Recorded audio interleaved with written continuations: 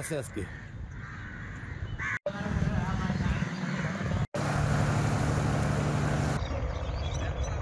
এখন শুধু আসলে আমাদের লোকজন আসলে শান্তপ্রিয়, এখন শুধু তারা কর্মবিরতি দিয়ে পালন করবে, যেখানে তাদের নিরাপত্তা নাই।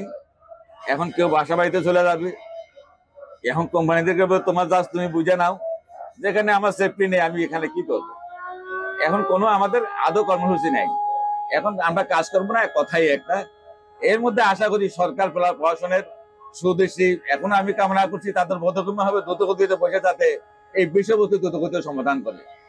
এই বিষয়বস্তু যদি সমাধান করতে ব্যর্থ হয়, যেমন যাত্রীবাহী নৌযান গুলো কিন্তু আসলে তার সাথে আলাদা রাখছিলাম, আওতামুক্ত যাত্রীদের কথা বিবেচনা করে যদি এটা বিলম্ব করে, কিন্তু আসলে আমরা যাত্রীবাহী নৌযানের আমরা মাস্টার যারা আছি দ্রুত গতিতে আমরা কিন্তু একাত্মতা পোষণ করবো, তখন যাত্রীবাহী বন্ধ হয়ে যাবে, ইয়াতে বিন্দু পরিমাণ আদৌ ভুল হবে।